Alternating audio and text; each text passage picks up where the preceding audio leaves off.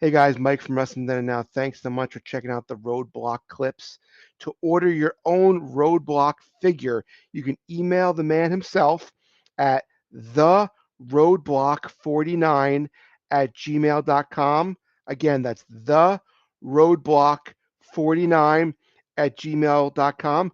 Pick up your figure. Thanks so much for checking out the clips. Hope you enjoy them.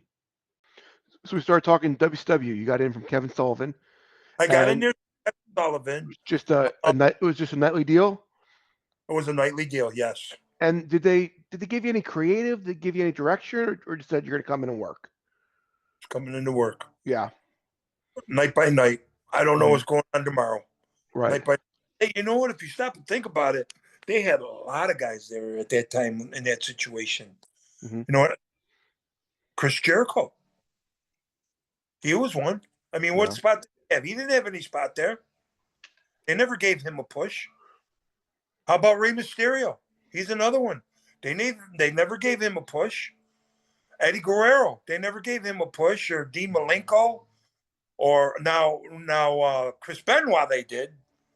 You know what I mean? I Right. mean, there was a lot of talent there they just had hanging off the rafters, but they were getting paid big, big, big dollars. Right. You know what I mean? Yeah. I fortunately wasn't getting the big dollars, but I was getting paid, and I worked here at the city and for the city of Rochester, and I was blessed. You know what I mean? If something happened, then okay. If it didn't, then because I mean, when I went to WCW, I was 37 years old. You know what I mean? Not that that's Right. old, but it is beyond your prime if you haven't already been well established. If you know what I Sure. mean? Yeah. Yeah. No, I mean most guys start out at 20, 21. You know what I Right. mean? Yeah. Um, I didn't get into the business until I was 27, 28. Very few do that. And one of the greatest of all time, I take my hat off to him, is Diamond Dallas Page, man. Right. He didn't start until he got, into the business at a much older age, Sure. you know? And Yeah. Dallas, I mean, wow, he's unbelievable, that man there. Unbelievable. How was Macho Man with you in WCW? How about this one? When I got to the WCW, the very, very first night, no, it wasn't the first night. It was the second night because the first night I wrestled in Greensboro, South Carolina, Okay. and I wrestled Dustin Wolf. And then they said, okay, we're going to have you wrestle Luger on the Right. Monday night. Right. So I went there and Macho seen me in the locker room, and he goes, "Oh, Roadblock, come here." I said, "Yeah, what's up, Randy?" Because I already knew how he stuck it to me. You know what I mean? Right. He brought me over to Hogan. He says, "Hogan, you know who this guy is, right? He's the one that jumped in the ring." He did it again. Randy, enough. Stop it, would you? Stop it. Can you believe Hogan said that to him? Stop, Randy. Hogan did it. Yeah. Yeah, I was Yeah. surprised at that one. For WCW, you worked. I remember the match with Luger. I remember you worked with who else you work? You worked with Dallas. You worked with Goldberg. You worked with Dallas, Hogan. I worked with the Giants several times. I worked with Scott Norton, I believe. I worked with You worked with Harlem Barry. You worked with Harlem Heat, Barry. You worked with Barry Darso. I'm a huge fan of Barry Darso. I love that Barry guy. Darso.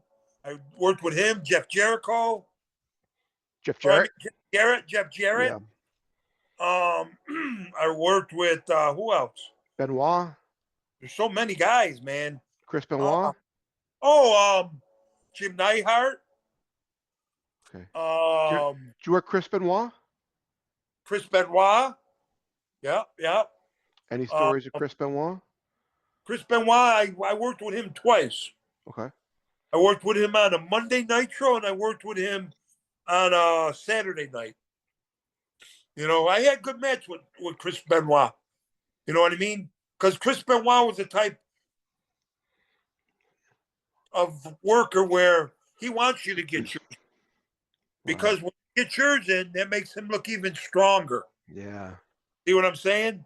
Of When you course. don't get yours in, that makes you look weak. Right. saying, and that's why I hurt myself. You're right. It makes sense. Chris You know, wants you to get it. He wants you to work for it, though. So it looks legit. right, right. And I didn't look at it that way. I looked at it as, okay, I'm here to be a team player to put this guy over. Well, I'm Right. not putting the guy over by being timid.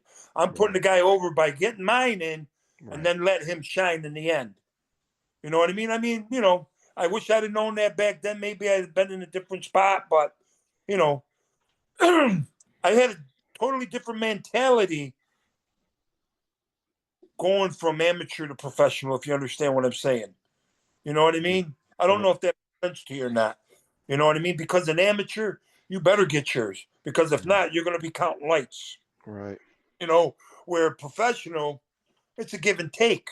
You know what I mean? And Yeah. and the end results isn't what you expect it to be or want it to be because it's a business. They're going to tell you what it's going to be. Of course. No, I mean, unless you want to go against the grain, but then you're not going to have too many. One of the big things about being in the business is longevity to try and stretch it out as long as you can. If you become, like, against, fight against the grain, then you're not going to be there long.